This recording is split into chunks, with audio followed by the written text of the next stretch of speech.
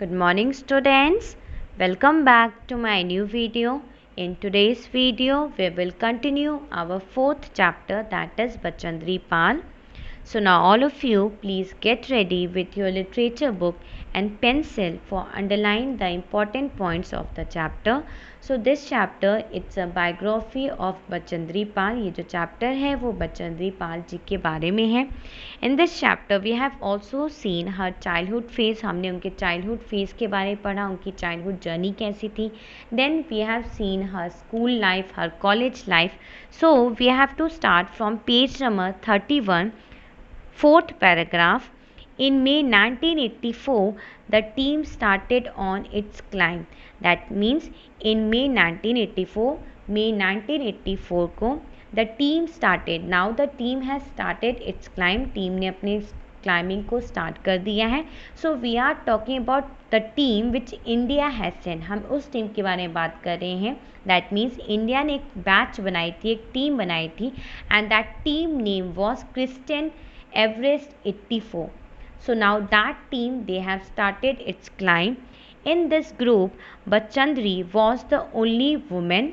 So उस team में बचंद्री पाल ही एक ऐसी लेडी थी, मीन्स इकलौती एक वही लेडी थी. Because earlier when they have made the team, जब इंडिया ने एक टीम बनाई, so that time there was around 6 Indian women, 6 Indian women थी.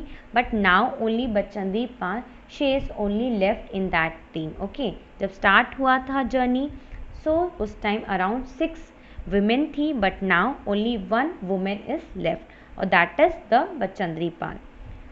बिकॉज यू नो दैट कि जो माउंटेनियरिंग की जो एक्टिविटी है वो बहुत ज़्यादा ईजी नहीं है, हर कोई नहीं कर सकता. So it's very difficult task. Okay, so Bachendri Pal, she was the brave lady, वो बहुत ब्रेव थी, and she was the hard working one.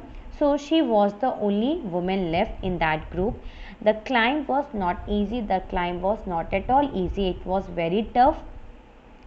She and her teammates faced many obstacles on their journey to the peak. That means जो उनकी team थी and जो उनके teammates थे, so they were facing many obstacles. Obstacles means उनके सामने काफ़ी ज़्यादा प्रॉब्लम्स आ रहे थे, काफ़ी हर्डल्स आ रहे थे. While journey to the peak, while moving to the peak, that means peak क्या है, जो पॉइंटेड पॉइंट होता है माउंटेन का. So while moving to the journey they were facing many obstacles, वो काफ़ी ऑब्स्टिकल्स फेस कर रहे थे, काफ़ी प्रॉब्लम्स आ रही थी उनके सामने. They carried out the ancient climbing vertical sheets of frozen ice battling. So now they are moving, they are just climbing the vertical sheets. Then वो climb कर रहे हैं vertical जो sheets होते हैं mountains के, जो कि ice से ढके होते हैं. You can see a image also, आप image भी दे सकते हैं अपनी screen पे. So जो एवरेस्ट होते हैं वो ऐसा दिखता है. So जो उसके layers होते हैं वो vertical sheets की तरह होते हैं, and वो पूरे ढके होते हैं ice से. So it was very difficult to climb that. Okay, ये बहुत डिफ़िकल्ट होता है ये क्लाइंबिंग करना. सो जो स्किल पर्सन है, जो माउंटेनियर हैं, वही ये सारी एक्टिविटीज़ कर सकते हैं. Okay, now moving to the next line.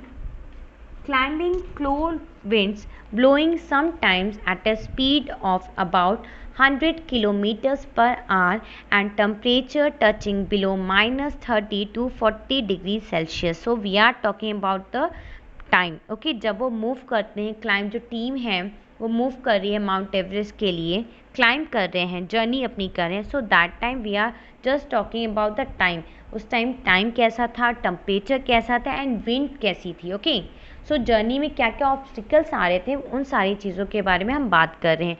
So that times the cold wind, जो कोल्ड विंड है वो ब्लो हो रही थी, काफ़ी ठंडी हवाएं चल रही थी. Sometimes at a speed of about 100 kilometers. So we are talking about the speed of wind. जो स्पीड है विंड की वो हम बात करें, वो अराउंड 100 किलोमीटर्स पर आवर था. And the temperature, that means वहाँ का जो टेम्परेचर था वो around touching below -30 to 40 degree Celsius. That means बहुत फ्रीजिंग ठंड थी, बहुत ज़्यादा ठंड थी. -डिग्री आप समझ सकते हो, काफ़ी ज़्यादा ठंड रही होगी. सो that time Bachandri reached summit of Mount Everest on May 23rd, 1984. So Bachandri, she reached the mountain, वो mountain पे पहुंची, मीन्स माउंट एवरेस्ट के जो हाईएस्ट पॉइंट होता है वहाँ पे वो पहुँची। So that time the date was May 23rd, 1984 and the time was around 1:07 p.m. according to the Indian Standard Time. She was standing at the peak, वो peak पे खड़ी है and that peak was around 29,084 feet with another climber. That means he was standing with another climber. Climber में जो उनके साथ जो climb कर रहे थे वो mountain, जो other mountaineer थे, okay, जो उनके साथी थे. So she was standing with that. The peak was too small to accommodate two persons. That means जो peak था, जो highest point था mountain का, वो काफ़ी छोटा होता है. So at that place only one person can stand. Okay, accommodate का मतलब होता है two persons cannot stand alone. दो लोग एक ही जगह पे खड़े नहीं हो सकते हैं. So that peak was small, जो हाईएस्ट पीक था माउंटेन का वो काफ़ी ज़्यादा छोटा था. सो वहाँ पे एक ही व्यक्ति खड़ा हो सकता है, एक ही पर्सन खड़े हो सकते हैं. All around the peak there was a vertical drops of thousands of feet. That means all around the peak, सभी तरफ पीक्स पे सिर्फ वर्टिकल ड्रॉप्स थे 1000 फीट्स के नीचे. So they first anchored themselves by digging their ice ashes into the snow and thus made themselves secure. That means जो mountaineer होते हैं, जो लोग माउंटेन्स पे जाते हैं, सो वो अपने साथ काफ़ी इक्विपमेंट्स लेके जाते हैं जो भी माउंटेनियरिंग के लिए चाहिए. ऑक्सीजन, देन जो आइस के जो एक्सेस होते हैं, मीन्स जिससे आप डिग करते हो. सो ये सारी चीज़ें जो माउंटेनियर होते हैं वो सारी चीज़ें कैरी करके जाते हैं.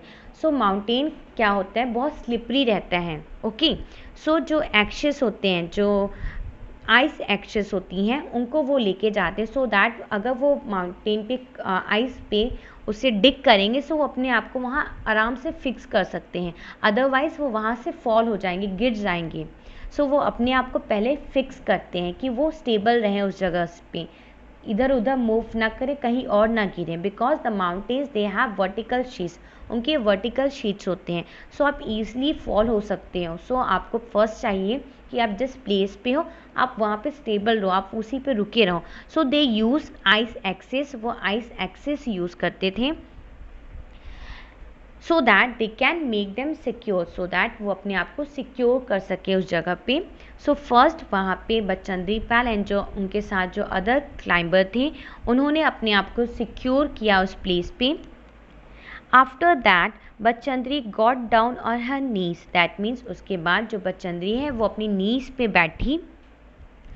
Touch the meridian with head in the Hindu gesture of giving thanks to the Almighty. So now she is just touching the meridian. वो meridian को just touch करती हैं अपने head से, like the Hindu gesture, जैसे हमारे Hindu gesture में किया जाता है. जैसे आप मंदिर जाते हो सो आप क्या करते हो, पहले भगवान के सामने झुकते हो एंड देन अपने सर को नीचे करते हो. So similarly she is doing that like a Hindu gesture, जो हमारा हिंदू gesture होता है उसी तरीके से वो को फॉलो करती है, जो हमारे कस्टम्स हैं of giving thanks to the Almighty. So now she is just thankful to the God. Now वो God को thanks कह रही है because now her dream was come true. जो उनकी dream थी that is now fulfilled. उनकी जो dream है वो पूरी हो चुकी है because this was the dream come moment. Okay, जो dream come moment होता है. सो जो आप सोचे रहते हैं, उनका पैशन था कि वो एक माउंटेनियर बने. So now she has climb the Mount Everest. अभी उन्होंने माउंट एवरेस्ट क्लाइम कर लिया. So now she has achieved her dream. Okay, so this was her dream come moment. Okay, so now she was giving thanks to the god. वो भगवान जी को thanks कहती हैं. And then she took out an image of goddess Durga. देन वो भगवान जी की फ़ोटो निकालती हैं गॉडेस दुर्गा माता की. And then a copy of Hanuman Chalisa. And then she is just taking out a copy of Hanuman Chalisa की बुक निकालती हैं and place them in the snow. And then उसे स्नो पे रखती हैं. Okay, so this was her dream come true moment. Okay, so now coming to the next paragraph. For about 43 minutes she stayed on the summit, that means वो वहाँ पे around उस highest peak पे around 43 minutes रुकी हुई थी and took several photographs, and वहाँ पे उन्होंने काफ़ी ढेर सारी फ़ोटोज़ भी निकाली. Thus, she became the first Indian woman to scale the Mount Everest. So, she was the first Indian woman. वो first Indian woman है जो Mount Everest पे पहुंची थी. And she was the 5th woman in the world to do so. And वो 5th woman है पूरे world में जिसने ऐसा किया है. Now, coming to the next point. So, she is now a member of governing body of Indian Mountaineering Foundation. That means now after जब वो big first Indian woman बन गए and 5th woman बन गई पूरे वर्ल्ड में, then उनको काफ़ी opportunities milli. So now she is a member of governing body. वो member है governing body Indian Mountaineering Foundation. Indian Mountaineering जो foundation उनकी वो member है. हिमालय माउंटेनियरिंग इंस्टीट्यूट NIM की भी वो मेंबर है. नेशनल एडवेंचर फाउंडेशन वहाँ की भी वो मेंबर बनी है.